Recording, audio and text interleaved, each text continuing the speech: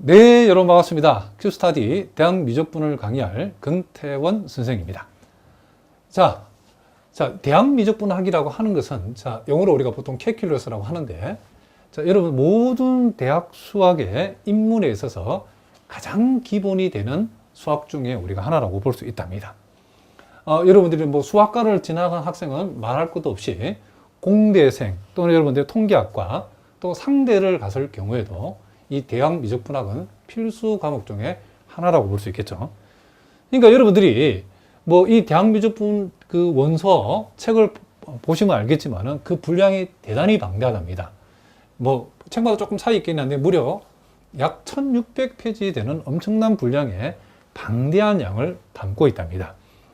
자, 우리가 이제 이 대학 미적분학에서 우리가 무엇을 공부해야 되냐면, 크게는 우리가 보통 이제 수열의 극한과 함수의 극한으로 이루어진 극한 부분을 우리가 공부해야 되는데, 이 부분도 결코 쉬운 부분이 아니랍니다. 여러분들 우리가 고등학교 과정에서는 수열의 극한이나 함수의 극한을 직관적으로 공부했는데, 여러분들이 대학 미적분학에서는 이 극한 부분을 소위 엡실론 델타 논법이라는 것을 이용해서 은밀한 정의로서 이 극한을 우리가 공부하게 된답니다. 요 부분은 특별히 여러분들이 상대를 가시는 학생들은 이제 가볍게 공부하셔도 되지만은, 공대생이라든가 또는 여러분들이 수학과를 가서 임용시험을 준비하는 학생들 입장에서는 또 나중에 여러분들이 뭐 수학과 학생은 뭐 말할 것도 없지만은 여러분 대학원 과정이나 또는 여러분 상급 학년에 올라가서 해석학을 공부해야 될 그런 분들은 이 부분이 해석에게 매우 중요한 기초가 되기 때문에 그런 분들은 각별히 이 부분을 우리가 신경 써서 공부를 하셔야 된답니다. 그래서 여러분 대학 미적분을 펼치면 첫 파트에 주로 이제 이 극한 부분이 나오는데, 고등학교에서 보지 못했던 엡실론이니 델타니 이런 말들이 나와서 굉장히 어려움을 많이 겪게 만드는데, 선생님 강의에서는 이 부분을 여러분들이 확실히 이해할 수 있도록 강의를 할 거랍니다. 그리고 이제 이 미분법과 그 활용, 또 적분법과 그 활용이라는 요 파트는, 요 파트는 다행히도 한 30% 정도는 여러분들이 고등학교 과정에서 공부했던 내용이 나온답니다. 그렇지만 거기서 끝나는 것이 아니고, 이 미분과 적분에 보면 우리 여태까지 경험하지 못했던 이제 삼각함수의 역함수의 역삼각함수의 미분과 적분이 나오고, 또 소위 이제 삼곡선 함수라는 게 있답니다. 삼곡선 함수의 미분과 적분도 이 파트에서 우리가 공부하게 되고, 또 이제 우리가 적분에서도 우리가 소위 이상적분이라는 게 있답니다. 이산적분이라든가 이런 다양한 내용들을 우리가 이 파트에서 우리가 공부를 하게 될 것이고, 또 그리고 우리가 여태까지 보지 못했던 이제 극좌표, 그러니까 우리가 하트 모양 같은 것을 우리가 함수로 표시하려고 그러면 극좌표를 이용해야 된답니다. 그리고 이제 우리가 급수에 대해서도 우리가 공부할 텐데, 우리가 고등학교 과정에서는 매우 간단한 무한등비 급수 정도를 공부했지만은 대학 과정에서는 테일러 급수로 우리가 대표되는 중요한 급수들을 우리가 공부를 하게 될 거랍니다. 또 이 급수의 뭐 판정이라든가 이 부분도 그 분량이 몇백 페이지에 해당되는 많은 분량이랍니다. 그래서 여러분들이 이 급수를 피해가면, 특히 우리가 상대에 가는 학생들도 이 급수 부분은 공부를 열심히 해 두셔야 된답니다. 우리가 경제 경영 수학 파트에 보면 이 급수를 이용하는 문제풀이들이 많이 나오기 때문에 이 부분도 특별히 신경을 써야 되겠죠. 그리고 우리가 뭐 벡터 함수에서 이제 공률이니 연륜이니, 요거 특별히 이제 공대를 가는 학생들은 특별히 신경 써야 되는데, 요게 물리학의 가장 기초가 되는 내용들이 여기에 많이 들어있답니다. 그래서 벡터 함수, 그리고 우리가 중요한 편도 함수하고 중적분, 굉장히 중요한 파트죠. 우리가 대학 미적분학 중에 가장 중요한 내용 중에 하나가 이 편도 함수하고 중적분인데, 우리가 고등학교 과정에서 전혀 배우지 않았던 내용이죠. 그러니까 우리가 고등학교에서는 일변수 함수에 대해서 미분하고 적분을 공부했는데, 이 대학 미적분학에서는 이변수 함수, 삼변수 함수, 소위 다변수 함수들의 미분과 적분을 공부하는 게 이 편도 함수와 중적분인데, 대학 미적분학에서 이 분량이 대단히 많은 분량을 차지하고 있답니다.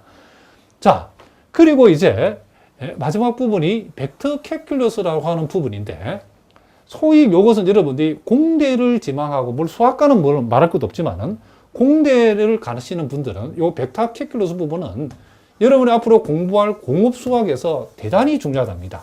요 안에 보면 선적분이니, 면적분이니, 그린 정리, 스토크 정리, 발산 정리 등등등. 자, 공대를 지망하는 학생들은 이 벡터 캘큘러스를 그쵸 적당히 해가지고는 여러분들이 물리학 공부할 때 어려움을 겪을 수 있고, 특별히 공업 수학을 공부해야 될 학생들은 이 부분을 철저하게 공부하셔야 됩니다. 물론 이제 상대나 또는 여러분들이 통계학과를 가는 학생들은 이 벡터 캘큘러스 부분까지 그 앞에까지만 공부하면 되어진다라고 얘기할 수 있답니다. 자, 우리가 이 대학미적분을 공부할 학생들을 굳이 구분해 보면 여러분들이 수학과나 공대생은 자, 이 대학미적분 우리 Q스타디 기준에서 1, 2, 3로 되어 있는데 1, 2, 3를 다 공부하셔야 된답니다. 자, 보통 책은 그렇죠. 여러분 학교에서 배우는 교재는 보면 대학미적분 1, 2로 되어 있는데 그 분량이 너무 방대해서 이 Q스타디 대학미적분학은 1, 2, 3로 구성되어 있는데 요 3에 해당되는 부분이 바로 요 벡터 캘큘러스 부분이라고 보시면 된답니다. 그렇기 때문에 수학과나 공대생은 대학미적분 1, 2, 3를 다 해야 되고, 물론 임용시험을 준비하거나 편입시험을 준비하는 경우에도 이 1, 2, 3를 다 해주시면 좋답니다.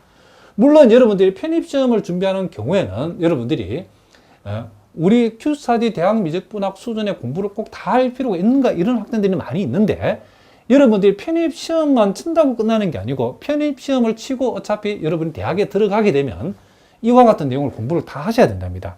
그렇기 때문에 편입시험을 준비하시는 분들도 임용시험을 준비하는 분들 모두 다 대학미적분 우리가 1, 2, 3를 다 할 필요가 있답니다. 다만 여러분들 가운데 상대생이나 통계학과 학생, 그러니까 여러분 앞으로 이제 그쵸 수리 통계학이라든가 계량 경작을 염두에 두고 또는 경제 수학을 염두에 두는 경우에는 요 벡터 캘큘러스 부분, 즉 대학미적분 3 부분은 굳이 하지 않으셔도 된답니다. 자, 무슨 말인지 아시겠죠? 그리고 우리 Q스타디 대학미적분의 강의의 특징은 뭐 한마디로 표현하면 이 기초부터 시작해서 여러분들이 조금 기초가 약한 분들을 대비해서 기초부터 시작해서 심화까지 일단은 대학 수학이라는 것은 한마디로 말하면 정의, 그리고 우리가 보통 데피니션이라고 그러죠. 그리고 이론 또는 시오렘이라는 이 데피니션과 시오렘을 정리를 잘 해야 된답니다. 그래서 여러분들이 객관식 문제를 풀던 주관식 문제를 풀던 이 개념 부분, 그러니까 정의와 그쵸 이 이론 부분들을 시오렘 부분들을 데피니션과 시오렘 부분들을 잘 공부를 하셔야만이 뭐 주관식 문제 나오든 학교에서 객관식 문제가 나오든 또는 각종 시험에서 여러분들이 그 시험 문제를 풀 수 있는 실력을 키울 수 있답니다. 그래서 개념에 관해서 아주 기본적인 개념부터 심화된 개념까지 선생님이 강의를 통해 설명을 다 할 거랍니다. 그리고 그와 같은 그 형성된 그 실력을 가지고서 이제 실전 문제 풀이도 우리 Q스타디 여러분 교재를 펼쳐보면 아시겠지만은 대단히 많은 문제들이 수록되어 있답니다. 그래서 이와 같은 많은 문제 풀이를 통해서 여러분이 어떤 형태의 시험이라도 대비할 수 있도록 선생님이 훈련을 시킬 거랍니다. 자, 실제로 여러분들이 여타 우리가 시중에 대학미적분이라고 이렇게 이름 명칭이 붙여진 강의들이 있는데 사실은 무늬만 대학미적분 강의가 많답니다. 그 뚜껑을 열어버리면 고등학교 수준의 그쵸 미적분 강의를 수록해 놓고 이름은 무슨 대학미적분이라 되어 있는데, 대학미적분 강의는 실질적으로 이와 같은 대학 수학의 내용을 담고 있어야 진정한 의미에서 우리가 대학미적분 강의라고 우리가 할 수 있답니다. 자, 우리 Q스타디 안에 자 여태까지 수많은 학생들이 거의 몇만 명의 학생들이 선생님을 통해서 이 대학미적분 강의를 들었답니다. 왜 이렇게 많은 학생들이 우리가 전국에서 뭐 가장 많은 대학미적분을 듣는 학생들이 있다고 해도 사실은 거짓이 아니랍니다. 궁금하신 분들은 꼭 확인해 보시기 바랍니다. 자, 그렇게 많은 학생들이 이 강의를 찾는 이유가, 자, 여러분들이 강의를 선택할 때에 샘플 강의를 꼭 제가 보라고 많이 선생님이 공장하는데, 샘플 강의를 보시면 왜 많은 학생들이 근태원 선생님의 강의를 찾는가를 여러분이 알 수 있답니다. 자, 무슨 말인지 아시겠죠? 자, 이제 본격적으로 여러분 교재에 나와 있는 내용을 우리가 한번 공부를 한번 해보도록 하겠습니다. 자, 여러분 교재에 정의 1, 자, 데피니션 1을 보니까 수열의 수렴에 대해서 지금 나와 있다는 것을 우리가 알 수 있답니다. 자, 우리가 고등학교 과정에서도 우리가 수열의 극한을 우리가 여러분들이 많이 계산을 해봤죠. 자, 우리가 여기에 예외에서 나와 있는 것처럼, 자, 리미트 n이 무한대로 갈 때에 n분의 2의 극한값이 뭐냐라고 얘기하면, 우리는 직관적으로 고등학교 과정은 이 값이 0이다라고 우리가 얘기를 했답니다. 그런데 이제 대학 수학에서는, 우리 대학 미적분학에서는 왜 n분의 2라고 하는 요 수열의 극한값이 왜 0인지를 수학적으로 증명을 한번 해보라 라고 얘기하면 이제 문제가 심각해지죠. 요놈의 극한값이 0인데 우리 보고 어쩌라고 이렇게 얘기할 수 있겠지만은, 이제 은밀한 의미에서의 우리가 수열의 극한의 정의, 또 우리 나중에 은밀한 의미에서의 함수의 극한의 정의를 여러분들이 반드시 공부를 하셔야 된답니다. 자, 물론 여러분 가운데에 이제 상대를 가거나 또는 이제 수학과라든가 어떤 공대라든가 그와 같은 과가, 그렇죠, 이과 계열이 아닌 경우에는, 자, 요 은밀한 의미에서의 극한의 정의는 여러분들이 가벼운 마음으로 듣고 지나가시면 되지만은, 여러분 앞으로 수학과를 공부하거나 혹시 여러분 상대생인 경우에도 또는 통계학과 학생인 경우에도 여러분 대학원을 진학해서 해석학을 공부해야 되는 경우도 있답니다. 앞으로 여러분들이 해석학을 공부를 해야 될 학생인 경우에는 또 반드시 요 은밀한 의미에서의 수열의 극한의 정의를 여러분들이 반드시 알아두셔야 된답니다. 자, 일단 우리가 한번 요 수열의 수렴의 정의가 수학적으로 우리가 과연 어떻게 되어 있는지를 우리가 한번 살펴보도록 하겠습니다. 자, 어려운 말로 되어 있는데 선생님이 한번 일단 읽어보겠습니다. 자, 여기 보니까 임의의 양수 엡실론에 대해서, 자, 자연수 K가 존재해서, 자, 그랬을 때 요 가로 안에 엡실론을 붙여놓은 이유는 요 K는 요 엡실론에 대응하는 K, 내지는 요 K는 요 엡실론에 종속되어지는 K라는 뜻으로서 이렇게 표시했답니다.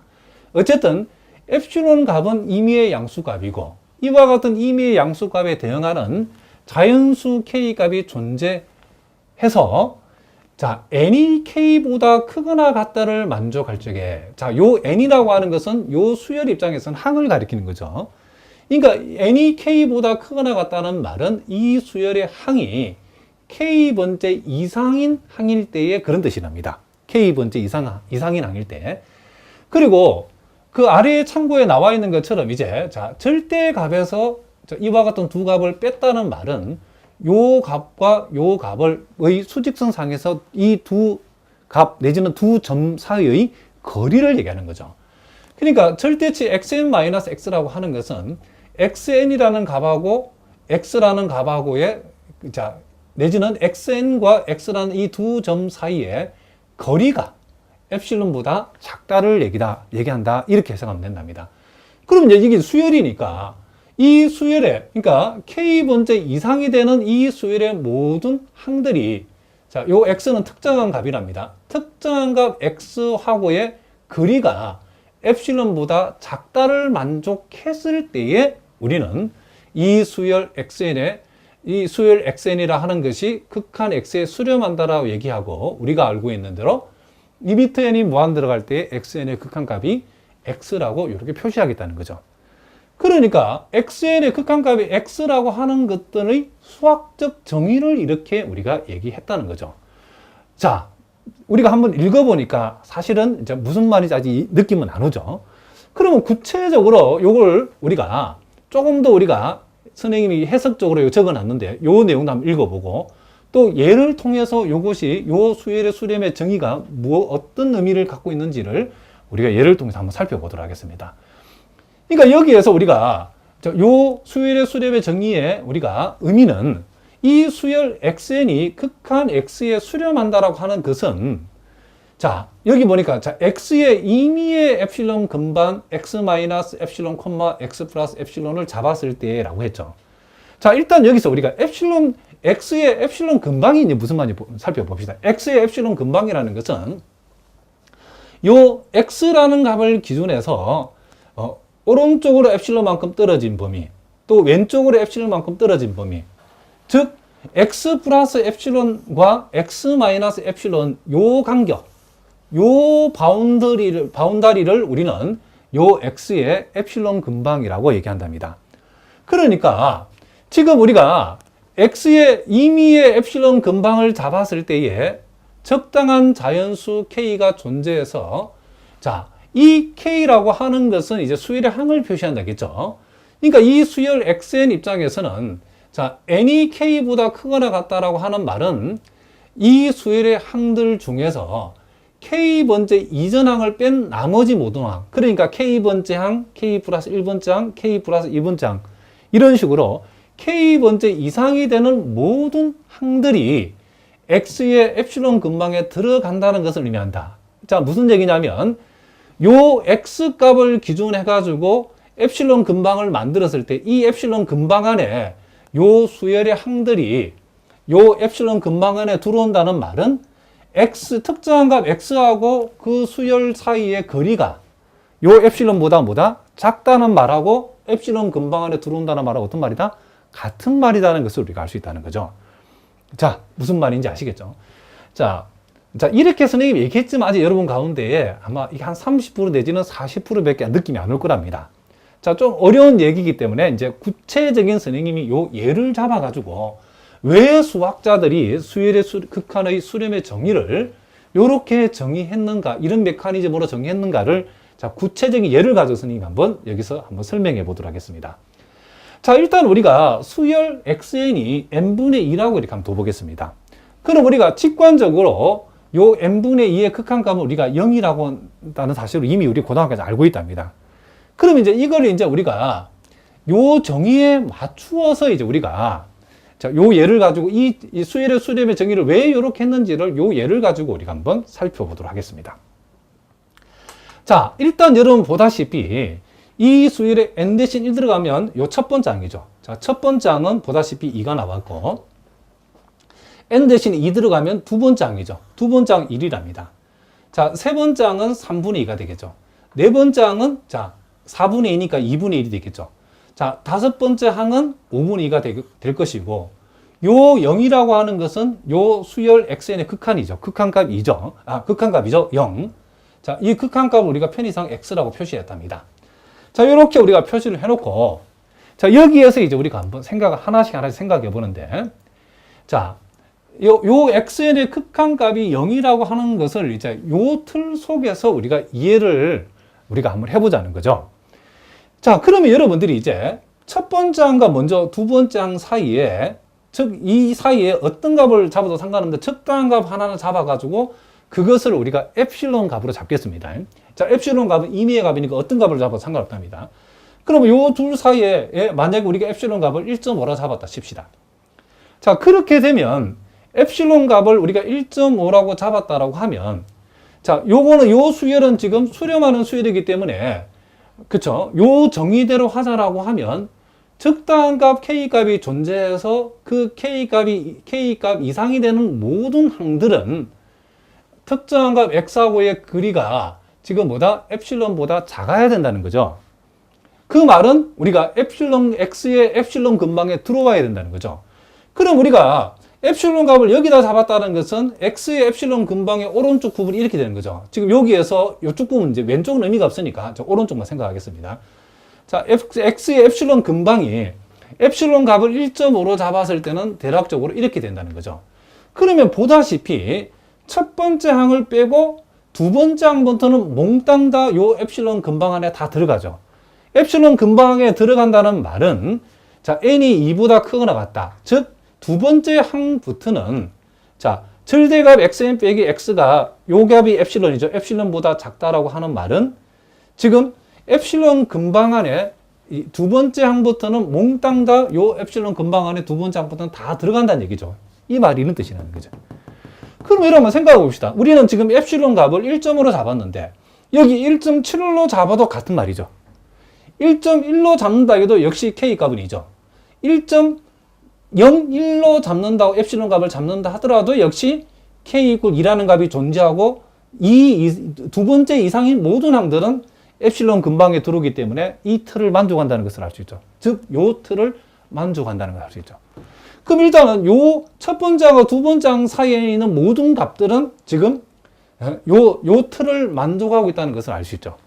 그리고 이제 두 번째하고, 자, 두 번째, 세 번째 항, 자, 요 둘 사이의 값 중에 적당한 값 4분의 3을 선택했다 칩시다. 그럼 이번에는 엡실론 근방이 이렇게 되어지겠죠. 그러면 우리가 엡실론 근방이 있죠. 엡실론이 지금 4분의 3일 때는 엡실론 근방 안에 이제 세 번째 항부터 다 들어오죠. 그죠? 그러면 적당한 값 K, 적당한 자연수 K 값이 3으로서 존재하죠. 그죠? 3으로서 존재하고 세 번째 이상인 모든 항들이 X하고 거리, 내지는 우리가 요 엡실론 근방 안에 지금 무슨 말이겠죠? 거리가 엡실론보다 작다는 말은 우리가 엡실론을 4분의 3으로 잡았을 때 엡실론 근방 안에 세 번째 이상인 항들은 몽땅 다 들어온다? 자, 그 말이나 특정한 값 X하고 세 번째 이상인 모든 항들 사이의 거리가 4분의 3보다 작다. 같은 말이죠. 요게 성립한다는 것을 알 수 있죠. 그럼 여러분들이 요 두 번째 항과 세 번째 항 사이의 값을 꼭 4분의 3이 아니더라도 어떤 다른 값을 엡실론 값으로 잡는다 하더라도 우리는 세 번째 이상인 모든 항들은 엡실론 근방항에 들어간다. 즉 이와 같은 틀 내지는 이 틀을 우리는 만족한다라고 얘기할 수 있겠죠. 그러면 같은 원리로 이번에는 엡실론을 자 12분의 7이라고 하는 것은 이제 3분의 2분의 1 사이 값이랍니다.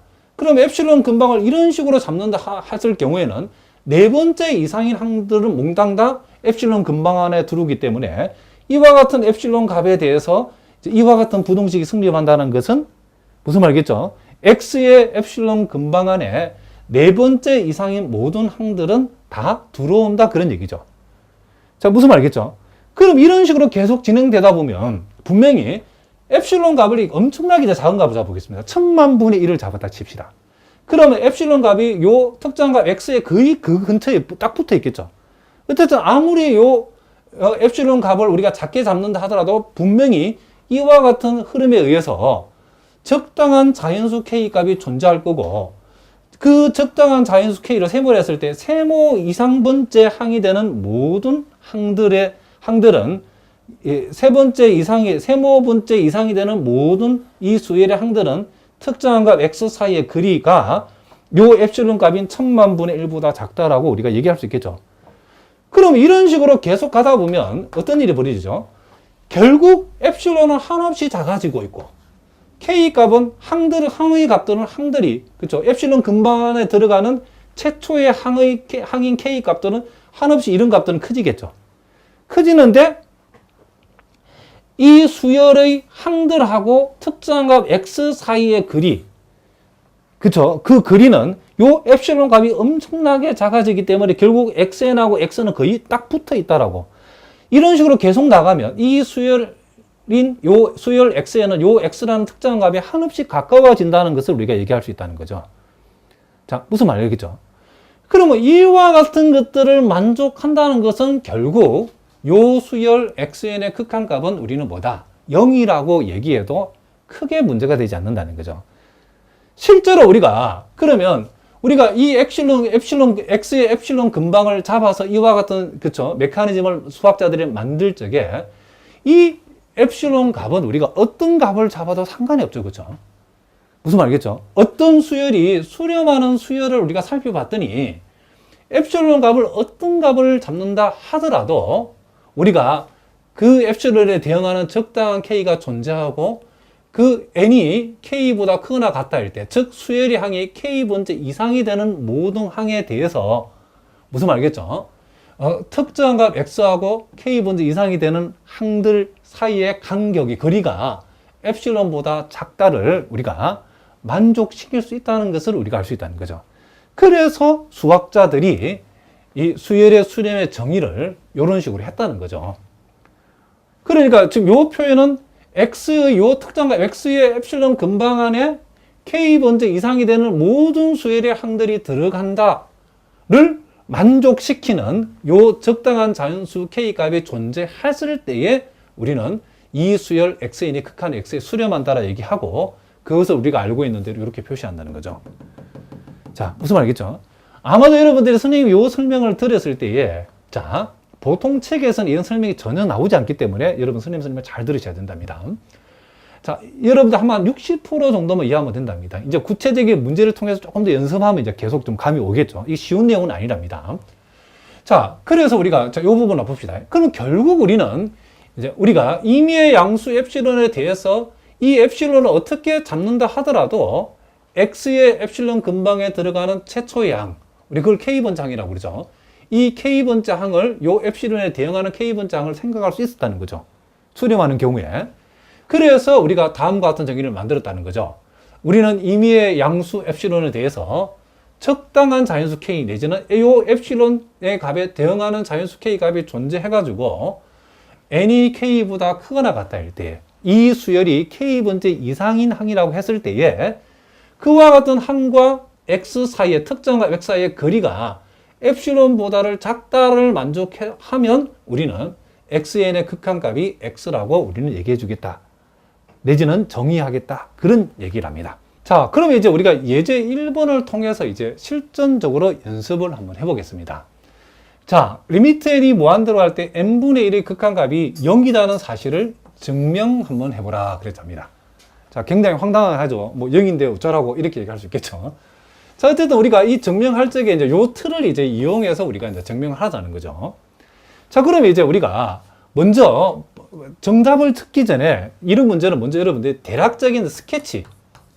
자, 말이 좀 웃긴데 스케치를 먼저 선생님하고 한번 해보겠습니다. 자, 그럼 요 공식에, 자, 이 틀에 맞춰서 이제 얘기를 해야 되는 거죠. 그래서 우리는 일단 요 임의의, 자, 양수, 자, 엡실론에 대하여, 자, 요것을 만족하는 자연수 K가 존재한다는 사실을 보이면 되는 거죠. 그럼 요 틀대로 한번 가봅시다.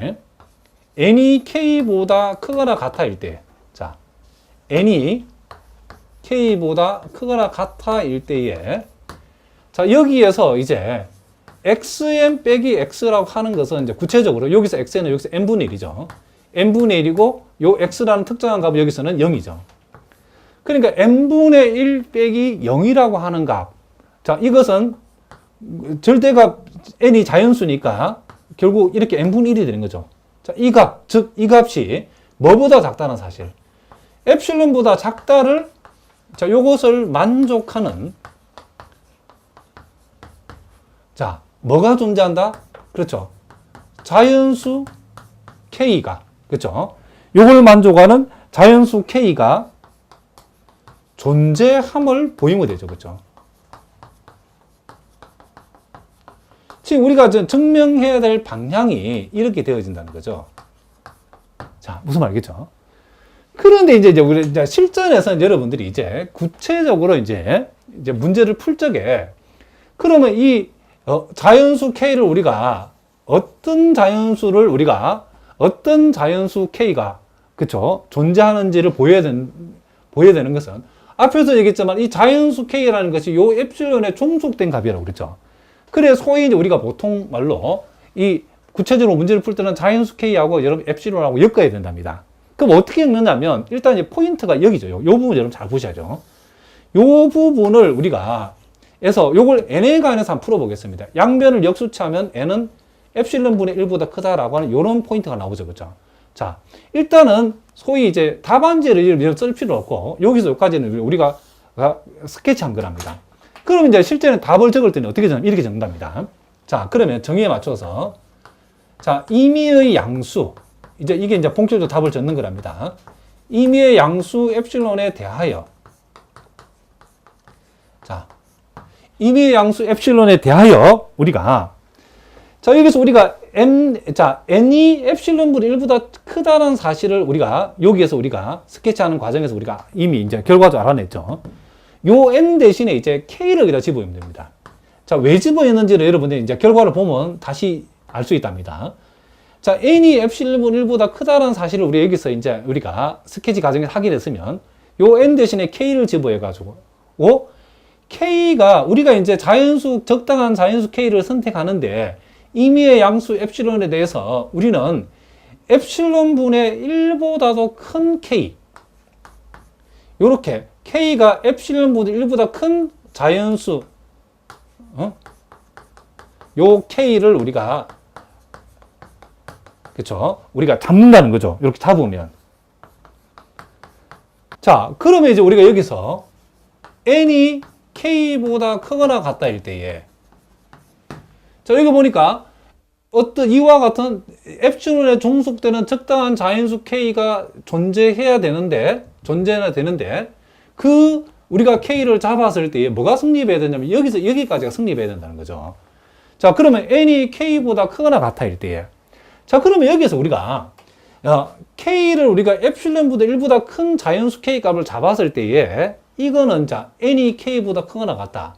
K번째 이상, 그쵸? n이 K보다 크거나 같다는 말이 어떤 의미를 얘기하는지를 다시 한번 해석해 볼게요.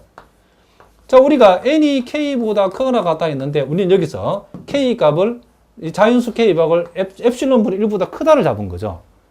그럼 이렇게 잡게 되면, 우리가 어떤 일이 벌어지냐면, 자, n이 K보다 크거나 같고, K는 엡실론분의 1보다 크기 때문에, n 입장에서는 엡실론분의 1보다도 n이 크다가 되겠죠, n도. 그렇기 때문에 n이 지금 엡실론분의 1보다 크다를 얘기하는 거고, 이 말은 뒤집으면 n분의 1이라는 것은 엡실론보다 작다를 얘기하는 거죠. 자, 이렇게 얘기한다는 것을 우리가 알 수 있다는 거죠. 자, 그러면 그렇게 되어지면 n이 k보다 크거나 같을 때, 즉 이렇게 되었을 때에 지금 우리가 보여야 되는 것은, 자, 요게 성립한다는 사실을 보여야 되죠. 즉 절대치 xn 빼기 x라고 하는가, 즉 요것은 지금 우리는 n분의 1이고, 자, 요 값이 0이니까 n분의 1 빼기 자, 0의 절대치, 즉 이 말은 n분의 1을 가리키는 거죠. 그런데 n분의 1은 n이 k보다, 자, k가 지금 엡실론분의 1보다 크다라고 하는 자연수 k 값으로 잡았다라고 했을 때는, 잡았더니 n이 k보다 크거나 같다고 하는 말이 결국 n분의 1이 엡실론보다 작다를 의미하기 때문에 우린 여기서 n분의 1은 엡실론보다 작다라고 얘기할 수 있죠. 이 말은 결국은, 자, 여기서 말하는 요 값, 요 부분, 내지는 요 부분이 엡실론보다 작다라고 하는 요 틀을 지금 만족하고 있죠. 요렇게 되어진다는 거죠. 그러니까 우리가 임의의 양수 엡실론에 대해서 요것을 만족하는 K 값, 자연수 K 값을 선택했더니 K번째 이상이 되는 모든 항에 대해서는 지금 절대치 xn 빼기 x가 엡실론보다 작다를 만족한다는 것을 알 수 있죠. 그렇게 되면 우리가 이 수열의 수렴의 정의에 의해서 우리는 n이 무한대로 갈 적에 그렇죠, n분의 1의 극한값은 이 특정한 값 뭐다? 0이다라고 얘기할 수 있다. 그렇죠? 요렇게 우리가 얘기할 수 있다는 거죠. 자, 무슨 말이겠죠? 그러니까 우리가 실제 여러분들이 증명 문제를 풀 적에 요 부분이 바로 생각나는 게 아니기 때문에, 자, 답지에는 적을 필요 없지만 여기까지 우리가 소위 사전적인 스케치를 여러분들 한번 해보셔야 된답니다. 그렇죠? 우리가 지금 증명해야 되는 것이 결국은 우리가 지금 xn-x의 절대치가 엡실론보다 작다를 만족하게 하는 무엇을, 적당한 자연수 k가 존재함을 보여야 되는데, 이 적당한 자연수 k를 우리가 요 부분에서 가져와 가지고 요 n 대신에 k를 집어연 것으로 선택을 하면 된다. 요 요령이랍니다. 요렇게 우리가 선택했을 때에 이와 같은 자연수 k를 잡았더니 이 부분이 저절로 성립한다는 사실을 우리가 알아냈다는 거죠. 자, 무슨 말인지 알겠죠? 자, 우리가 몇 문제 더 연습을 한번 해보도록 하겠습니다. 자, 그럼 우리가 예제 2번을 통해서도 우리가 연습을 한번 해보겠습니다.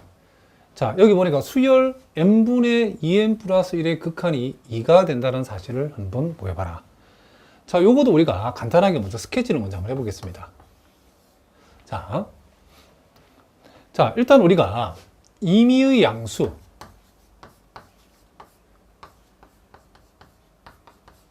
자, 요 임의의 양수, 자, 요 엡실론에 대하여,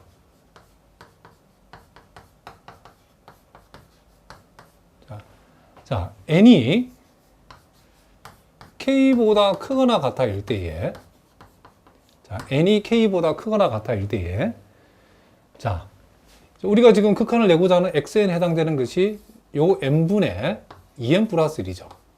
n분의 2n 플러스 1이고 그것의 극한값이 2라는 사실은 지금 요 수열의 항들이 k번째 이상인 항을 취했을 때에 요 특정한 값, 여기서 극한값이죠. 이 극한값 사이의 거리, 그러니까 두 개 빼서 절대값을 낸 값이 뭐보다 작다. 요 값이 엡실론보다 작다를 만족하는, 자, 요 값이 뭐보다 작다를 만족하는? 엡실론보다 작다를 만족하는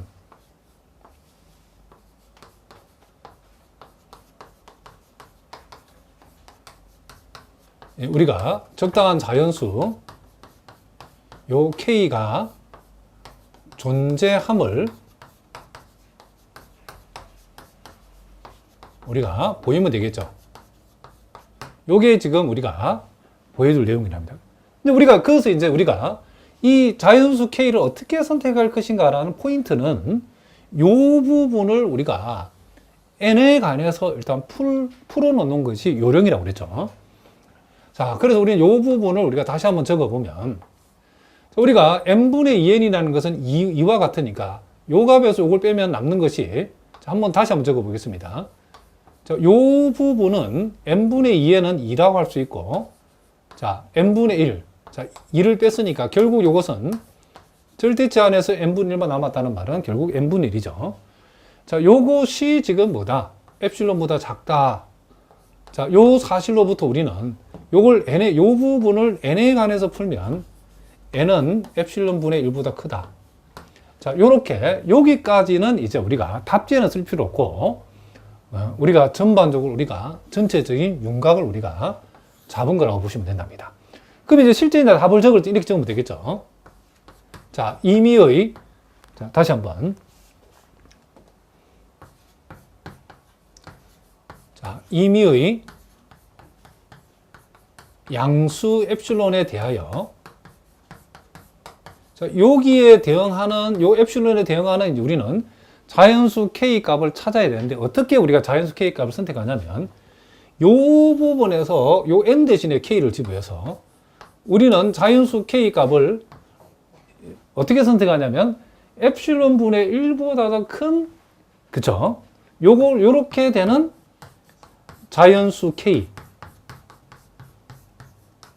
우리가 선택하면, 잡으면 이렇게 하겠습니다. 자, 이렇게 우리가 잡아주면 된다는 거죠.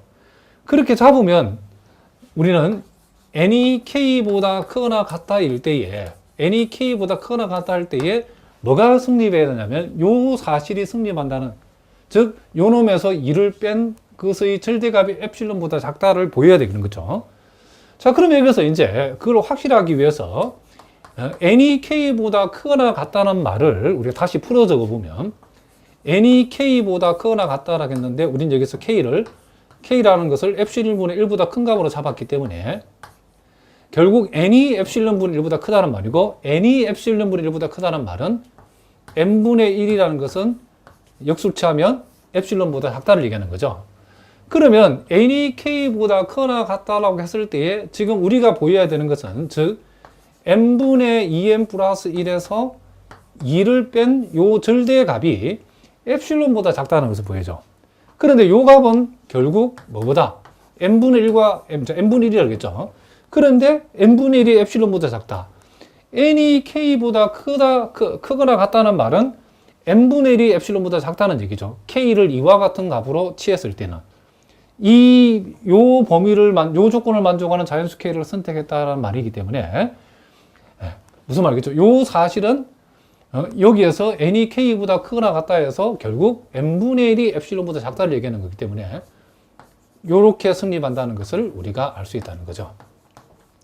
그러면 이제 우리가 수열의 극한의 수렴의 정의를 위해서 봤던 것처럼 임의의 양수 엡실론에 대해서 이와 같은 범위를 만족하는 자연수 k를 잡았더니 n이 k보다 크거나 같을 때에, 즉 수열 입장에서 k번째 이상이 되는 모든 항들, k번째 이상이 되는 모든 항들은 요 특정한 값 2하고의 그 거리가 엡실론보다 작다를 만족한다, 이런 뜻이죠. 내지는 2의 엡실론 근방 안에 k번째 이상이 되는 모든 항들은 2의 엡실론 근방 안에 들어온다는 바로 이게 같은 말이죠. 그렇죠? 요렇게 되어지면 이제 수열의 극한의 정의에 의해서 우리는 무엇은 n이 무한대로 갈 적에 n분의 2n 플러스 1의 극한 값이 뭐가 된다? 그렇죠. 이다라고 우리가 얘기해 줄 수 있다. 이런 얘기를 합니다. 자, 무슨 말 알겠죠? 자, 그래서 이제 여러분 이제 보통은 이제 여러분 실제 이제 문제를 풀 적에는 장황하게 이제 스케치 부분도 많이 쓰는 게 아니고 요 부분이죠. 그렇죠. 요 부분. 요 부분만 우리가 간단하게 스케치해서 우리가 n하고 엡실론이 어떻게 우리가 엮어야 되는가를 이해하고 요 n 대신에 k를 집어여 가지고 요런 것도 우리가 이렇게 적을 줄 알아야 된답니다. 자, 무슨 말 알겠죠? 이제 처음이기 때문에 선생님이 이제 정확하게 적었는데, 자, 그러면 이제 우리가 예제 3번 문제를 또 통해서도 우리가 한번 연습을 한번 해보겠습니다.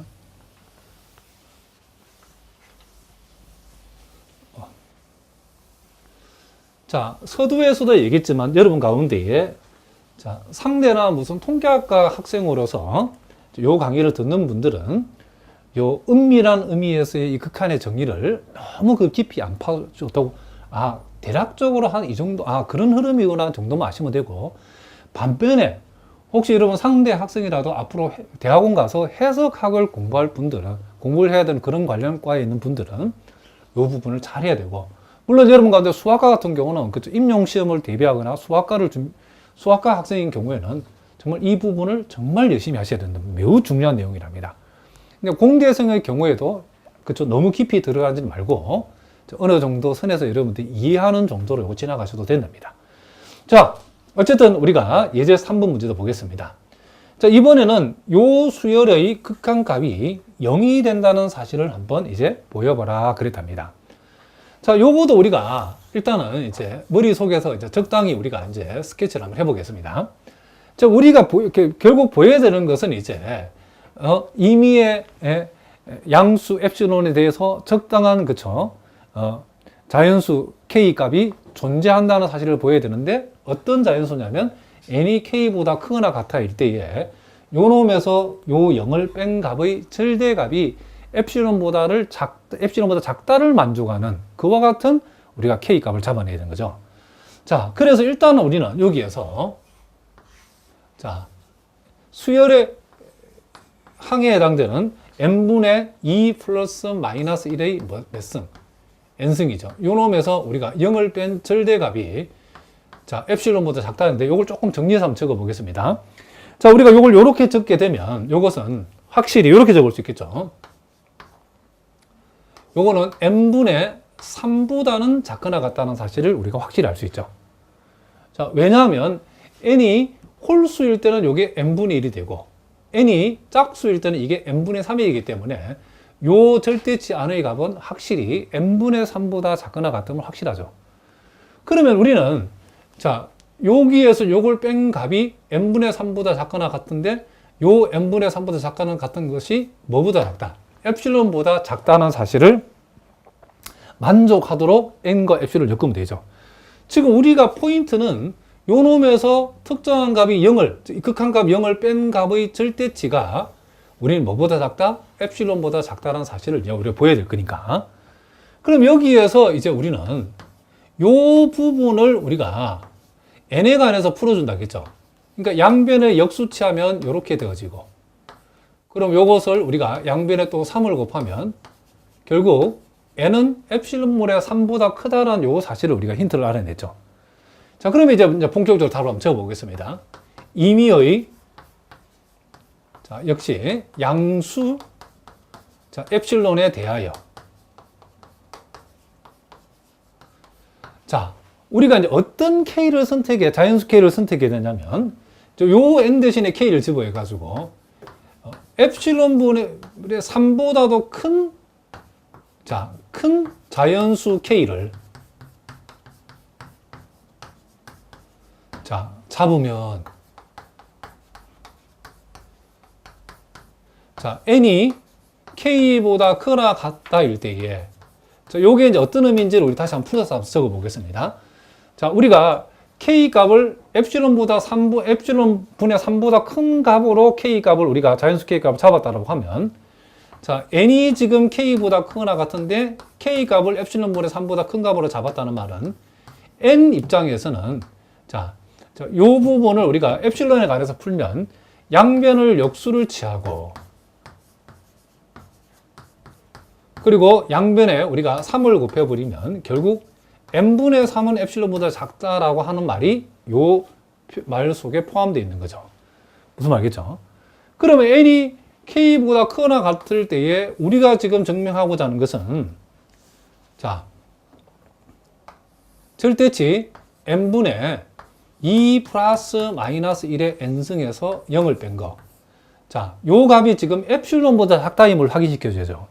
그런데 일단 요 값은 일단 n분의 3보다 작거나 같다라고 했는데 n분의 3이 지금 엡실론보다 작다를 만족하기 때문에 결국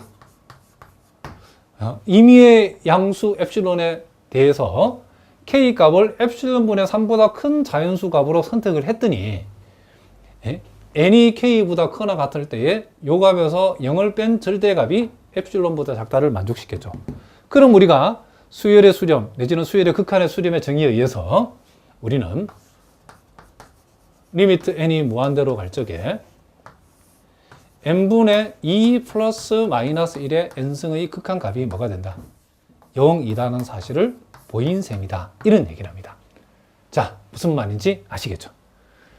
자, 계속해서 우리가 예제 이제 4번 문제도 우리가 한번 살펴보는데, 자, 요 예제 4번에 나와 있는 이 두 문제는, 자, 여러분들이 조금 어려운 문제인데, 보고 이해하는 정도로만 여러분들이, 그쵸?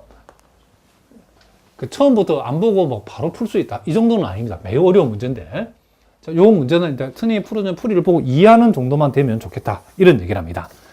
자, 먼저는 보니까, a가 1보다 크다일 때에 수열 an분의 1은 0에 수렴한다는 사실을, 그러니까 요 a의 n승분의 1의 극한이 0에 수렴한다는 사실을 한번 어떻게 하라? 증명을 한번 해보라 그랬죠. 자, 요거는 여러분들이 대단히 어려운 문제이기 때문에 선생님이 푸는 풀이를 이해하면 된다. 자, 이렇게 우리가 목표를 한번 잡아보겠습니다. 일단 우리가 여기서 a가 1보다 크기 때문에 우리가 만약에 여기에서 요 a라고 하는 값을 1 플러스 b라고 두면, 자, 물론 여기서 요 b라고 하는 것은 0보다 큰 값으로서 1 플러스 이렇게 a를 b라고 이렇게 우리가 둘 수 있겠죠. 자, 이렇게 우리가 두게 되면 a의 n승이라고 하는 것은 1 플러스 b에 뭐가 된다? 분명히 n승이 되어진다는 것을 알 수 있죠. 그런데 우리가 여러분들이 요거도 우리 한번 여러분 고등학교 때 배운 내용인데 혹시 모르는 분들은 참고로 알아두는 게 1 플러스 x의 n승하고 1 플러스 nx하고 비교를 하게 되면 요 두 개를 우리가 비교했을 때는 항상 요 값이 요 값보다 크거나 같다라고 하는 거죠. 이런 부등식을 우리가 일종의 절대 부등식이라고 그러죠. 자, 왜 그런지 모르는 분은 여러분들이 학습 질문을 통해서 질문해 주시기 바랍니다. 자, 우리가 보통 요걸 우리가 복리라고, 은행 이자 입장에서 요걸 우리가 단리라고 하는데, x가 만약에 이율인 경우에, 어쨌든 복리는 단리보다도 우리가 크다라고 우리가 기억해 두셔야 된답니다. 그래서 우리가 1 플러스 b의 n승하고 1 플러스 nb를 우리가 이렇게, 그쵸, 1 플러스 nb를 비교했을 때에는 요 값이 요 값보다 항상 우리가 크다는 사실을 우리가 알고 있어야 된답니다. 자, 무슨 말 알겠죠? 그러면 이제 우리가 여기까지는 우리가 여러분들 답은 써야 되고, 이제부터 이제 요 부분은 이제 답지에는 적지 않고 이제 스케치를 한번 해보겠습니다. 지금 우리가 보여야 되는 부분은 임의의 양수 엡실론에 대해서 우리가 n이 k보다 크거나 같다를 만족했을 때에 우리는 요 a의 n승분의 1에서 자, 이 극한값 0을 뺀 것이 요게 엡실론보다 작다는 사실을 이제 보여야 되는 거죠. 자, 그 부분만 여기다 스케치 해 보겠습니다. 그럼 이렇게 되어지는데, 자, a가 1보다 크니까 an승분의 1은 양수니까 일단 이렇게 나와지겠죠. 그럼 요것은 우리가 보다시피 1 플러스 b의 n승분의 1과 같다는 것을 알 수 있죠. 그리고 요것은 다시 1 플러스 nb분의 1하고 비교했을 때에 지금 요 양변을 역수치하면 부동화 이렇게 되겠죠. 그리고 요걸 다시 n 곱하기 b분의 1하고 비교했더니 요 놈하고 요 놈 비교하면 분모가 작은 게 더 크니까 이렇게 되어진다는 사실을 우리가 알 수 있죠. 무슨 말 알겠죠? 우리는 지금 요 값이 결국 궁극적으로 엡실론보다 작다를 보여야 되기 때문에 요 값은 요 값 같고 요 값보다 더 큰 값이 요 값이고 요 값보다 더 큰 값이 더 큰 값이 요 값인데 요 값이 엡실론보다 작으면 요 값은 저절로 엡실론보다 작다를 보이는 거죠. 그래서 이제 우리가 중요한 것은 여기에서 요 부분을 가지고서 요걸 n하고 엡실론을 일단 n하고 엡실론을 엮어서 식을 하나 만들어야겠죠. 양변을 역수를 취하면 부등호 방정이 바뀌면서 이렇게 되어지고, 다시 양변을 우리가 b로 나누면 n은 b 엡실론 분의 1이다라고 하는, 자, 요 중요한 요 힌트를 만드는 식을 하나 얻어냈죠. 자, 요렇게 요까지 완성해 놓고 이제 우리가 답을 적으면 되겠죠. 자, 그러면 우리는 임의의 양수, 자, 뭐에 대해서? 자, 엡실론에 대하여. 자, 요 부분에서 n 대신에 k를 집어여서 우리가 그것을 k의 선택 기준으로 잡으면 되죠. k 값을 b 엡실론 분의 1보다 크다인 우리가 자연수 k를 잡자라고 했죠. 요 범위에 들어가는 자연수 k를 우리가 잡으면, 자, n이 k보다 크거나 같다일 때에, 자, 그럼 요 n이 k보다 크거나 같다가 어떤 의미를 얘기하는지 살펴봅시다. 자, n이 k보다 크거나 같다 해서 우리가 k를 지금 b 엡실론 1로 잡았기 때문에, 자, 다시 n하고 b 입장에서 엡실론에 관해서 풀어버리면 양변에 b를 곱하면, 자, bn은 엡실론 분의 1보다 크고, 양변을 역수치하면 bn분의 1이 자, 엡실론보다 작다. 자, 이걸 얘기하는 거죠. 자, 어쨌든 n이 k보다 크거나 같다일 때에, 자, 우리가 이제 궁극적으로 보이지 않은 것은, 자, 절대치 an 승분의 1에서 0을 뺀 절대값이, 자, 여기 보다시피, 여러분 보다시피 이렇게 쓸 수 있고, 그리고 우리가 요것을 또 이렇게 적을 수 있고, 요것은 1 플러스 nb분의 1 보다 작고, 요것은 n 곱하기 b분의 1보다 작은데, 보다시피 n 곱하기 b분의 1은 엡실론보다 작으니까 요렇게 우리가 되어진다는 사실을 우리가 알 수 있죠.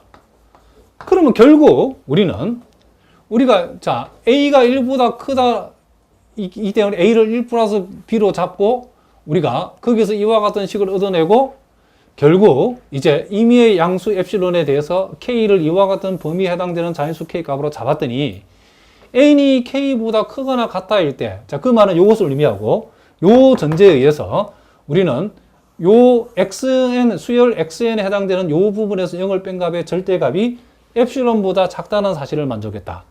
이 말은 k번째 이상이 되는 모든 수열의 항들은 무슨 말이겠죠? 요 0이라고 하는 요 특정 값을 중심으로 하는 엡실론 근방 안에 그 모든 항들이 들어온다. k번째 이상 다 들어온다.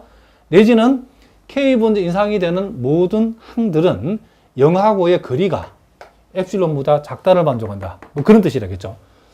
그래서 그렇게 되기 때문에 따라서 우리는 결국 리미트 n이 무한대로 갈 적에 a의 n승분의 1의 극한값은 뭐가 된다? 0이다라고 얘기할 수 있다. 이런 얘기죠. 그러니까 여기까지 보여주면 된다.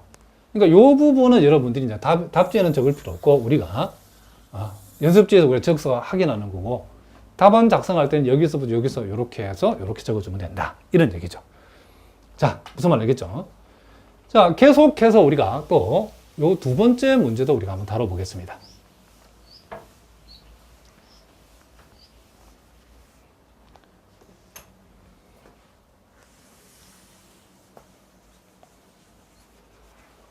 자, 이번에는 절대값 r이 1보다 작다를 만족했을 때에, 지금 여러분 보다시피 여기서 r n승의 극한값이 0에 수렴한다는 사실을 한번 보여봐라, 증명해보라. 자, 그랬답니다. 자, 요것도 우리가 요렇게 우리가 한번 생각해 볼 수 있겠죠. 지금 우리가 절대값 r이 1보다 작다라고 했죠. 절대값 r이 1보다 지금 작다라고 했기 때문에 우리는 절대값 r이라고 하는 것을 1 플러스 a분의 1, 그리고 여기서 요 a는 0보다 크다. 요렇게 우리가 일단 둬도 상관이 없겠죠. 그렇죠? 자, 요 문제도 여러분 욕심을 내지 말고 보고 이해만 하면 좋겠다. 이런 얘기를 합니다. 자, 그럼 이렇게 되었을 때 우리가 n이 2 이상일 때에 n이 2보다 크거나 같을 때에 r의 n승의 절대값을 한번 생각해 봅시다. r의 n승의 절대값은 양변을 우리가 n승한 거죠. 그럼 1 플러스 a의 n승을 얘기하는 거고, 요것은 우리가 앞에서와 마찬가지로 1 플러스 a의 n승하고 1 플러스 na를 비교하면 항상 요놈이 요놈보다는 크다라고 했죠.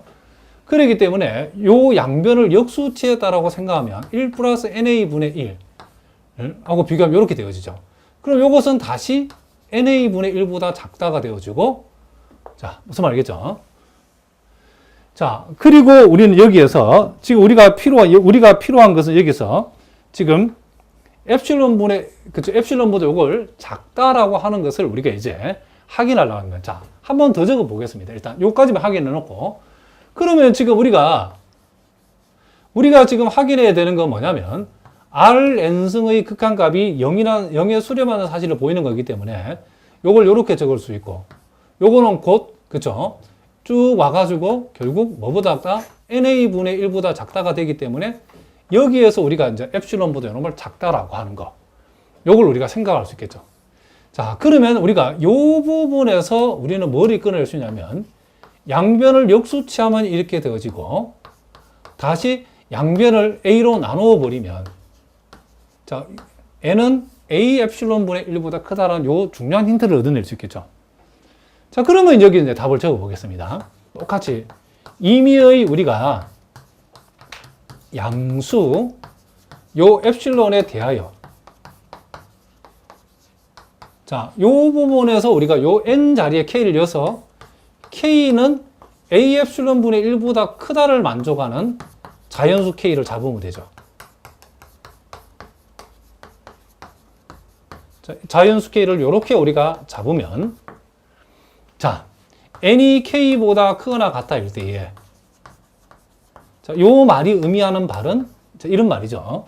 n이 k보다 크거나 같다, 이 말은, 자, 이걸, 자, k가 a 엡실론분의 1보다도 크다를 만족하기 때문에, 자, 요 n하고 요 부분을 우리가 적어보면 양변을 다시 역수치하면 이렇게 되어지고, 자, 양변을 a로 나눠버리면 na분의 1은 엡실론분의 작다를 만족하는 뜻이죠. 그러니까 k를 a 엡실론분의 1보다 큰 자연수 값으로 취했다는 말은 n이 k보다 크거나 같아일 때라는 이 말이 이것을 의미한다는 거죠. 이것을 의미한다. 그랬을 때에 우리는, 자, 우리가 증명하고자 하는 것은, 자, 증명하는 마지막 부분은 Rn승에서 0을 뺀, 그러니까 Rn승과 이 수열의 모든 항들과 0하고 0항 사이의 거리가, 물론 K번지 이상항이죠. K번지 이상이 되는 모든, 그쵸, 수열의 항들과 0 사이의 거리는 지금 엡실론보다 작다는 사실을 보여야 되는 거죠. 근데 요것은 우리가 아까도 얘기했지만은, 여기에서 1 플러스 a의 n승분의 1을 얘기하는 거고, 요것은 1 플러스 na분의 1보다 작다는 얘기하고, 이것은 다시 na분의 1보다 작다를 얘기하는데, na분의 1은 엡실론보다 작다가 되기 때문에 결국 rn승 빼기 제로라고 하는 것은 엡실론보다 작다는 사실을 우리가 증명했다는 거죠. 그러니까 임의의 양수 엡실론에 대해서 k가 이와 같은 부등식을 만족하는 자연수 k를 선택을 했더니 k번째 이상이 되는 이 수열의 모든 항들은 요 0의 엡실론 근방 안에 들어온다. 내지는 그 k번째 이상이 되는 모든 항들은 0하고 거리가 엡실론보다 작다를 만족한다. 이런 뜻이죠. 이렇게 되어지기 때문에 따라서 우리는 리미트 n이 무한대로 갈 적에 요 Rn승의 극한값은 뭐가 된다? 0이 되어진다는 사실을 우리가 알 수 있다. 이런 얘기를 합니다. 그러니까 우리가 고도화 과정에서 R의 절대값이 1보다 작을 때에 Rn승의 극한값은 0이 된다라는 사실을 우리가 직관적으로 알고 있지만 왜 그런가를 여기에서는 수학적으로 어떻게 하다? 증명을 해봤다. 이런 얘기를 합니다. 자, 무슨 말인지 아시겠죠? 자, 이제 우리가 또 데피니션 2에 보니까 유계라고 하는 말이 나오는데, 자, 요 유계란 말도 여러분들이 이제 처음 보시는 분들은 이 용어가 중요하기 때문에 잘 보셔야 된답니다. 자, 일단 우리가 위로 유계라는 말이 있죠. 그리고 아래로 유계라는 말도 있고, 자, 여기 보시는 것처럼 위로 유계이면서 동시에 아래로 유계를 만족하면 그랬을 때 우리는 이것을 유계라고 한다. 이런 얘기죠. 그러니까 유계라는 말 자체는 이제 어떤 수열을 놓고 얘기하는 거죠. 자, 여기 보니까 위로 유계라는 것은 적당한 실수 m이 존재해서 자, 모든 자연수 n에 대해서 수열 xn의 항들이 m보다 작거나 같다를 만족할 때에 수열 xn은 위로 유계를 한다. 그랬답니다. 자, 요 첫 번째 예는 우리가 이렇게 우리가 한번 생각해 볼 수 있겠죠. 자, 어떤 수열 xn이 있는데 이 수열 xn이 자, 위로 유계라고 하는 것은 자, 이 수열의 값들이 자, 이렇게 쭉 오다가 자, 1, 2, 4로 이렇게 딱 끝나는 경우 자, 아주 작은 값에서 쭉 수열의 값이 진행이 되다가 제일 마지막 값이 4로 끝난다 해봅시다. 그러면 우리가 이와 같은 수열은 우리가 이와 같은 수열의 경우에 이 수열의 항을 나타내는 요 xn이라는 것은 분명히 4보다는 그죠 작거나 같은 값이라 할 수 있겠죠. 그러면 이와 같은 이 수열들은 4보다 작거나 같다라 할 수 있지만 5보다도 작거나 같다 할 수도 있고 6보다 작거나 같다 할 수도 있고 7보다 작거나 같다 할 수도 있겠죠. 그러니까 이 수열의 최대값이 4이기 때문에 자, 이렇게 수열이 쭉 진행되다가 1, 2, 4에서 끝난다라고 하면 이 xn이라는 것은 분명히 4보다는 작거나 같다. 작거나 같다는 것은 작을 수도 있고 같을 수도 있다는 말이기 때문에 4보다 작거나 같은 것은 5보다 작거나 같다 할 수도 있고 6보다 작거나 같다 또는 7보다 작거나 같다 이렇게 표현할 수 있다는 거죠. 이렇게 표현했을 때 이와 같은 수열 xn이 4보다 작거나 같다, 5보다 작거나, 6보다 작거나 같다, 7보다 작거나 이렇게 표현했을 때 이와 같은 값들을 우리는 뭐라고 얘기하냐면 이것을 우리는 상계라고 얘기한답니다. 이와 같은 값들을 보다 지금 우리는 상계라고 얘기한다는 거죠. 상계. 그러니까 여기에서 우리가 요 m이라고 얘기했을 때에 요 m을 가리켜서 우리는 뭐라 한다? 상계라고 얘기한다. 이런 얘기를 합니다. 그러면 이와 같은 상계의 값들 중에서 특별히 요거 제일 작은 값을 우리는 뭐라 하냐면 이것을 최소 상계라고 하고 이 최소 상계를 우리가 다른 말로 상한이라고도 이렇게 얘기해 준다. 이런 얘기를 합니다. 자, 뭐라고요? 최소 상계를 뭐라 한다? 상한이라고 얘기한다. 이런 얘기를 합니다. 자, 그래서 우리가 수열 xn이 모든 수열 xn의 모든 자연수 n에 대해서 xn이라는 것은 이 수열의 모든 항들이 m이라는 값보다 작거나 같다라고 표현했을 때에 요 m을 가리켜서 상계로 하고 실제 상계는 이와 같은 값들을 이 예에서는 상계라고 한다는 거죠. 상계 중에 제일 작은 것을 우리는 최소 상계라고 하고 그 최소 상계를 이 수열 xn 입장에서는 상한이라고 불러준다. 어쨌든 이렇게 표현되는 수열 xn을 우리는 위로 유계라고 얘기한다는 거죠. 자, 그리고 우리가 또 두 번째, 자, 아래로 유계인 얘는 수열 xn이 이와 같이 이렇게, 자, 첫 번째는 2, 두 번째는 4, 세 번째는 뭐 예를 들면 8. 자, 이런 식으로 우리가 이 수열이 진행된다고 했을 때에 분명히 이 수열 xn이라고 하는 것은 자, 분명히 요 수열 xn이라고 하는 것은 자, 요 2보다도 크거나 같다 할 수 있고 1보다 더 크거나 0보다 더 크거나 같다 이런 식으로 2보다 작은 모든 값들보다는 크거나 같다라고 얘기할 수 있겠죠. 이렇게 했을 때에 이와 같은 값들을 우리가 이렇게 보통 m이라고 표시하고 요 m을 가리켜서 우리는 하계라고 한다는 거죠. 그러니까 어떤 수열이 2보다 크거나 같다 할 수 있고 1보다 크거나 0보다 크거나 같다 이런 식으로 이와 같은 수열은 이렇게 우리가 표시할 수 있겠죠. 이랬을 때 이와 같은 값들을 우리는 뭐다? 하계라고 한다는 거죠. 하계. 그리고 이 하계의 값 중에서 제일 큰 값 요것을 우리는 최대 하계라고 하고 이 최대 하계를 우리는 다른 말로 하한이라고 이렇게 불러준다. 이런 얘기를 합니다. 자, 무슨 말이겠죠? 최대하게 내지는 하한. 같은 말이죠. 그러니까 모든 자연수 n에 대해서 xn이 m보다 크거나 같다를 만족하는 이와 같은 m이 존재하는 경우에 우리는 이 수열 xn을 아래로 유계, 자, 뭐라고요? 아래로 유계라고 우리가 불러준다는 거죠. 그러면 어떤 수열이 위로 유계도 되면서 동시에 아래로 유계될 때에 그와 같은 수열을 우리는 유계라고 얘기한다는 거죠. 그래서 우리가 이 유계의 정의는 적당한 실수 m값이 양수 n값이 존재해서 모든 자연수 n에 대해서 절대치 xn이 m보다 작거나 같다를 만족하면, 그러니까 요 xn이 일정한 값보다는 크거나 같고 일정한 값보다는 작거나 같다를 만족하는 형태로 요 수열 xn이 표현되어질 때에 우리는 이 수열 xn을 가리켜서 뭐다? 유계라고 이렇게 우리가 불러준다, 이런 얘기를 합니다. 자, 무슨 말인지 아시겠죠? 자, 그러니까 일단 우리가 어떤 수열이 유계임을 보이는 증명 방법은 그 수열의 일반항의 절대치가 m보다 작거나 같다를 만족하는 이 적당한 양수 m값이 존재한다는 사실을 우리가 보여주면 된다, 이런 얘기를 합니다. 자, 그러면 이제 여러분들이 요 시어롬 1이 나와 있는데 요 시어롬 1은 시험에 잘 나오는 중요한 시어롬이기 때문에 여러분 잘 보셔야 된답니다. 수렴하는 수열은 여기 보니까 유계다라고 했죠. 자, 어떤 수열이 수렴한다, 그러면 그 수열은 분명히 우리는 이 명제적으로 유계가 참이랍니다. 자, 그게 지금 시어롬 1을 지금 우리가 표현한 거죠. 그러나 여러분들이 그 역은 그쵸, 승립하지 않는다. 요 시어롬은 충분 조건은 성립하지만은 그 반대인 어떤 수열이 유계라고 해서 그 수열이 꼭 수렴하지는 않는다는 것도 여러분이 명심해 두셔야 된답니다. 요 반례는 우리가 여러분 교재 부분에 주의라고 되어 있는 부분을 보시면 그게 나와 있죠.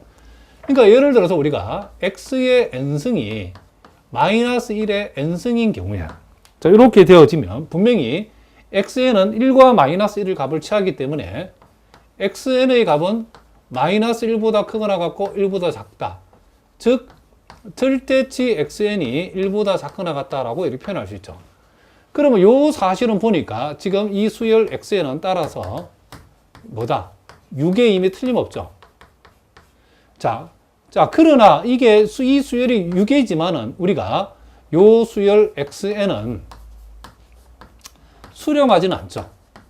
마이너스 1의 n승의 극한값은 존재하지 않기 때문에 수렴하지는 않는다는 것을 우리가 알 수 있다는 거죠. 그래서 일단은 결론부터 먼저 외울 때에 수렴하는 수열은 유계임이 틀림없다는 거, 요거는 맞는 말이죠. 그러나 어떤 수열이 유계라고 해서 꼭 수렴하는 것은 아니다. 자, 그 반례가 지금 여기에 보여주고 있다는 이런 얘기를 합니다. 자, 그러면 이제 우리는 이제 왜 그러면 수렴하는 수열은 유계인가를 증명하는데, 요 증명이 시험에 잘 나오기 때문에 잘 보셔야 된답니다. 자, 우리가 어떤 수열 xn이 이제 수렴하는 수열이라고 했으니까 만약에 그 수열을 우리가 xn이라 하고 그 수열이 극한 x에 이제 수렴한다라고 가정을 해보자는 거죠. 수렴하는 수열이 있으니까. 즉, 리미트 n이 무한 들어갈 때 xn승의 극한값이 x라고 해보자는 거죠. 그러면 우리가 어떤 극한이 수렴한다는 것은 극한의 수렴의 정의에 의해서 임의의 양수 엡실론에 대해서 적당한 크기에 해당하는 적당한 자연수 k가 존재해가지고 n이 k보다 크거나 같을 때에 xn 빼기 x의 절대치가 엡실론보다 작다가 성립한다라고 했죠. 그러면 그 임의의 양수값 중에서 우리가 특별히 그 임의의 양수 엡실론 값 중에서 1을 선택한다 해도 여전히 성립해야 되겠죠. 그렇죠? 이 수렴의 정의가. 그러면 우리가 임의의 양수 엡실론 값 중에서 자, 이 수열 xn은 x라는 값이 수렴한다라고 전제가 되어 있기 때문에 엡실론 값 1을 선택한다 하더라도 요 엡실론 이퀄 1에 대응하는 우리가 적당한 자연수 k 값이 반드시 존재해야 되겠죠. 그리고 n이 k보다 크거나 같을 때에 xn 빼기 x의 절대치가 엡실론 값에 해당되는 요 1보다 작다가 반드시 성립해야 되겠죠. 자, 이제 그 다음을 보기 전에는 여러분들 요걸 한번 보죠. 여러분들이 고등학 과정에서 우리가 A의 절대치하고 B의 절대치를 뺀 값하고 A-B의 절대치를 비교했을 때는 항상 요 값이 요 값보다는 뭐다? 크거나 같다는 사실. 이런 우리가 절대부등식 공식 우리가 알고 있답니다. 자, 죽어도 모르는 사람들은 또 여러분 학습 질문 게시판을 통해 질문해 주시기 바랍니다. 그러면 이제 우리가, 자, 그런데 xn의 절대값에서 x의 절대값 뺀 값은, 자, 요 절대부등식의 원리에 의해서 xn 빼기 x의 절대치보다는 작거나 같다는 것을 알 수 있겠죠. 그런데 n이 k보다 크거나 같을 때 요 부등식이 성립해야 되기 때문에, 즉 epsilon이 1일 때에 epsilon 대신 1을 대입한 값도 성립해야 되기 때문에, 자, 요 결과에 의해서 결국, 자, 요 값은, 자, 요 값보다, 자, 요 값은 요 값보다 크고 하고 다시 1은 요 값보다 크다는 이와 같은 부등식이 성립했죠. 그러면 요 놈이 1보다 작다 해서 우리는 요 마이너스 절대값 x를 이항시켜서 이와 같은 식을 얻어낼 수 있죠. 그럼 이것을 우리가 다시 정리해보면 n이 k보다 크거나 같을 때 결국 이와 같은 부등식이 성립한다는 거죠.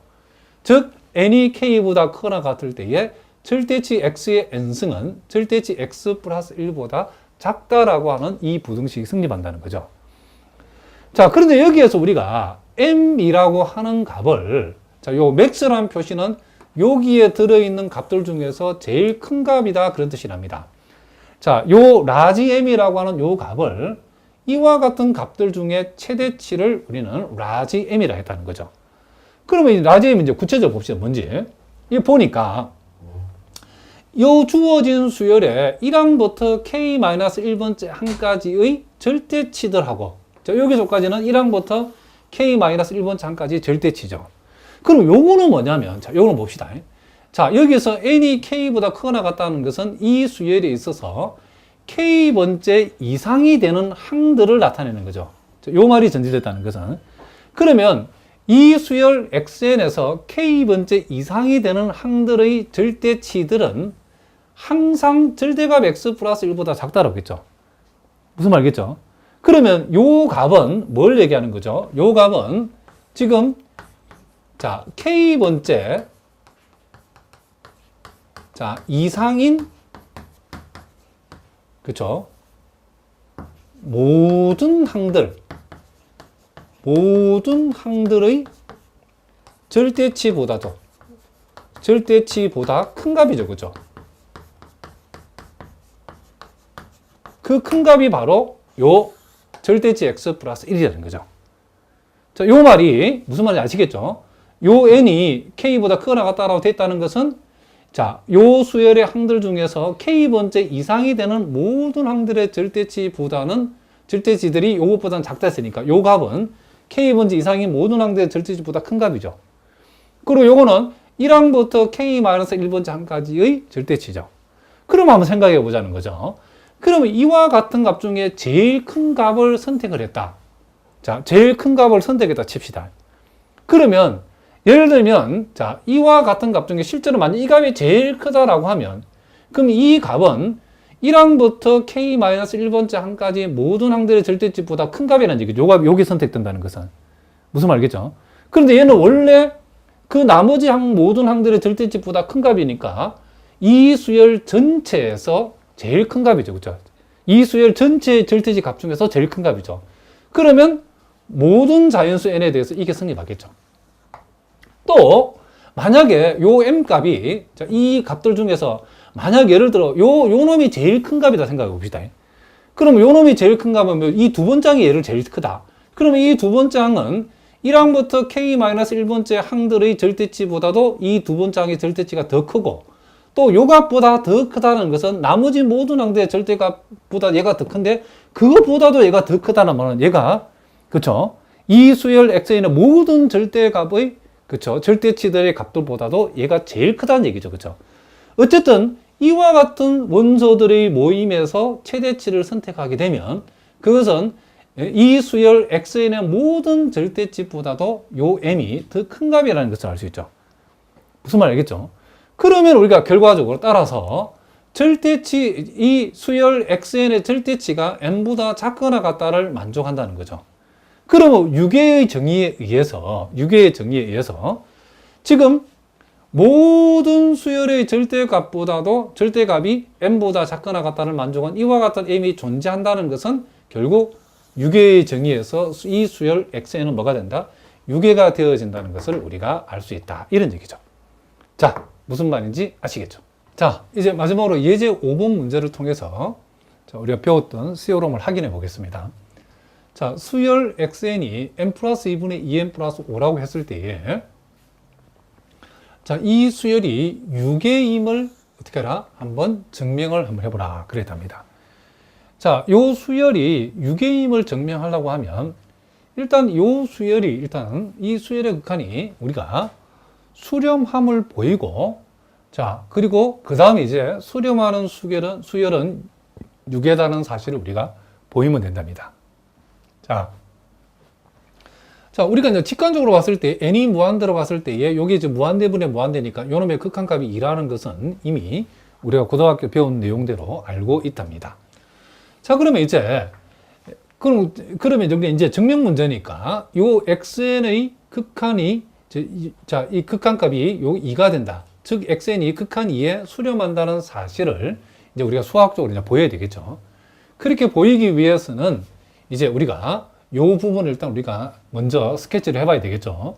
즉, xn에 해당되는 n 플러스 2분의 2n 플러스 5에서 요 일정한 값, 극한값이죠. 이 극한값 2를 뺀 것의 절대치라고 하는 것이 에프실론보다 작다를 만족해야 되겠죠. 자, 이 작다를 만족하는 이제 우리가 적당한 자연수 k가 존재한다는 사실을 이제 보이면 되는 건데, 그렇게 하기 위해서 일단 우리는 xn 빼기 2의 절대치가 엡실론보다 작다를 일단 둬보겠습니다. 그렇게 하면 우리가 자, 요 n 플러스 2분의 지금 2n 플러스 5는 2 플러스 n 플러스 2분 1로 고칠 수 있고 요 2를 지워버리면 결국 요것은 요것과 같죠. 그래서 우리가 요 값을 엡실론보다 작다로 뒀더니 여기에서 우리가 양변을 역수를 취하고 그리고 n에 관해서 풀어봤더니 n은 엡실론분의 1 빼기 2보다 크다라고 되어 있죠. 그래서 이 부분을 우리가 나중에 이제 활용할 거랍니다.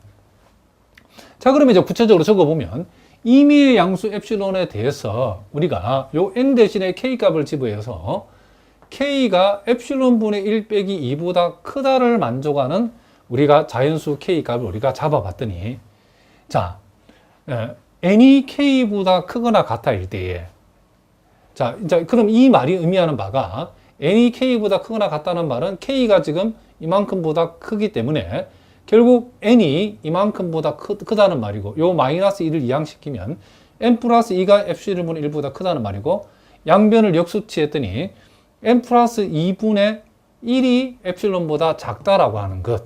자, 요것을 우리가 의미한다는 것을 우리가 알 수 있죠.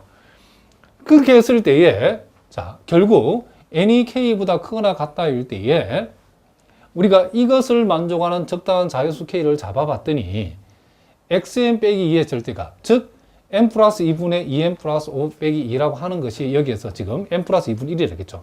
이것이 n 플러스 2분의 1은 엡실론보다 작다는 요 전제에 의해서 지금 결국 xn 빼기 2의 절대치가 엡실론보다 작다를 만족하게 되는 거죠. 그러니까 결국 임의의 양수 엡실론에 대해서 이 부등식을 만족하는 적당한 자연수 k를 선택했더니 k번째 이상이 되는 모든 항에서 2의 엡실론 근방 안에 k번째 이상이 되는 모든 항들이 들어온다. 내지는 2하고 k번째 이상이 되는 모든 항 사이의 거리가 엡실론보다 작다를 만족했다는 거죠. 그렇기 때문에 일단 우리는 n이 무한대로 갈 때 xn의 극한값이 2가 되어진다. 즉 xn이 극한 2에 수렴한다는 사실을 우리가 일단 증명을 했답니다. 자, 그러면 이제 그 다음은 이제 우리가 수렴하는 수열은 유괴임을 보이면 되겠죠. 자, 우리가 앞에서 이제 수열 xn이 극한 2에 수렴한다는 사실을 증명했죠. 그러면 극한 2에 수렴한다고 했기 때문에 우리가 임의의 양수 엡실론 값 중에 우리가 엡실론 값을 1을 선택한다 하더라도 우리가 아래와 같은 식이 성립해야 되겠죠. 즉 엡실론 1에 대응하는 적당한 자연수 k가 존재해서 n이 k보다 크거나 같다일 때에 절대치 xn 빼기 2의 값이 1보다 작다. 이 1이 지금 엡실론이니까 엡실론보다 작다가 반드시 성립해야 되겠죠. 왜? 지금 수열 xn이 극한 2에 수렴했기 때문에 수열 xn의 극한 2에 수렴한다는 말은 임의의 양수 엡실론에 대해서 적당한 자연수 k가 존재해가지고 n이 k보다 크거나 같을 때의 요 절대값이 엡실론보다 작다를 만족해야 되는데 우리는 그 많은 임의의 엡실론 값 중에 구체적으로 1을 선택한 거랍니다. 1을. 그렇기 때문에 이게 성립해야 되겠죠. 그럼 우리가 절대부등식의 성질에 의해서 xn의 절대값하고 2의 절대값 뺀 값은 xn에서 2를 뺀 절대값보다도 이게 요 값이 요 값보다 작거나 같다를 만족하고, 그리고 요 위에서 지금 요 값이 1보다 작다 했으니 결국 요 값이 1보다 작다가 되어지겠죠. 그 사실로부터 우리는 xn의 절대치가 요 2를 이항시키면 3보다 작다라고 하는 이와 같은 결과가 나온다는 거죠. 그럼 요걸 이제 정리해보면 결국 n이 k보다 크거나 같을 때에 xn의 절대값이 3보다 작다를 만족하는 셈이다. 이런 얘기를 합니다. 그러면 여기에서도 자, 우리가 요 3의 의미는 어떤 의미냐면 k번째 이상이 되는 모든 항의 절대치는 3보다 작다, 그런 뜻이죠. 자, 다시 한번 n이 k보다 크거나 같을 때에 xn의 절대치가 3보다 작다는 말은 k번째 이상이 되는 모든 항들의 절대치는 적어도 3보다는 작다는 얘기죠. 그러면 우리는 여기에서 이제 이 m이라고 하는 이 일정한 값을 우리는 이와 같은 놈들로 구성되어 있는 값들 중에서 최대치라고 두면, 즉 구체적으로 봤더니 1항부터 k-1번째 항들의 절대치하고 k번째 이상이 되는 모든 항들의 절대치보다 더 큰 값인 3을 모아놓고 이와 같은 값 중에 가장 큰 값을 m이라고 하면 모든 자연수 n에 대해서, 즉 xn의 모든 수열 xn의 모든 항들의 절대치는 적어도 이와 같은 값들 중에서 가장 큰 값을 선택한 것을 m이라 했을 때는 m보다는 작거나 같다라고 얘기할 수 있죠. 앞에서도 얘기했지만은 이 라지 m이 자, 요 3이 선택되어진다라고 하면 이 3은 요와 같은 값들 중에 일단 제일 큰 값이기 때문에 1항부터 k-1번째 항들의 절대치보다는 절대치보다 큰 값이고, 또 3이 요 결론에 의해서 k번째 이상의 모든 항들의 절대치보다 큰 값이기 때문에 결국 이 수열 xn의 모든 항들의 절대치보다도 이 3은 큰 값이라고 할 수 있죠. 그렇기 때문에 우리는 우리 요 3, m 자리에 3이 와도 성립하는 거고, 그리고 만약에 요 놈이 최대치가 된다라고 하면 3보다도 요 놈이 크고 나머지 모든 항들의 절대치가 크기 때문에 3이 k번째 이상의 모든 항들의 절대치보다 큰 값이기 때문에 3보다 크다는 말은 결국 요 놈이 전체 모든 항들의 절대치보다 큰 값이 된다는 거죠. 그러니까 요 값이 m이 된다 해도 역시 요 부등식은 성립한다는 거죠. 그러므로 우리가 유괴의 정의에 의해서 어떤 수열의 항의 절대값이 적당한 양수 m보다도 작거나 같다를 만족하기 때문에 이와 같은 수열은 유괴의 정의에서 유괴가 되어진다라고 얘기할 수 있다. 이런 얘기를 합니다. 자, 무슨 말인지 아시겠죠? 자, 이렇게 해서 우리가 첫 시간부터 좀, 그쵸? 중요한 내용들을 많이 공부했는데, 자, 이 대학 수학이라고 하는 것이 여러분들에게 결코 쉬운 수학은 아닙니다. 자, 그렇지만 여러분들이 선생님 강의를 1강부터 차근차근 건너뛰지 않고 차근차근 수강을 하시면 우리가 강의를 처음 우리가 여러분들이 접했을 때는 완벽하게 100% 다 이해가 안 된다 할지라도 처음에는 70%, 좀 더 이렇게 진도가 나가면 80%, 90% 반복하다 보면 여러분들이 원하는 모든 수준의 실력을 분명히 갖출 수 있을 거라고 선생님은 확신한답니다. 자, 오늘 우리가 중요한 내용들을 많이 공부했는데, 자, 앞으로도 계속해서 열심히 선생님 여러분에게 강의를 해 보도록 하겠습니다. 자, 오늘은 여기까지 하겠습니다. 여러분 오늘도 수고하셨습니다.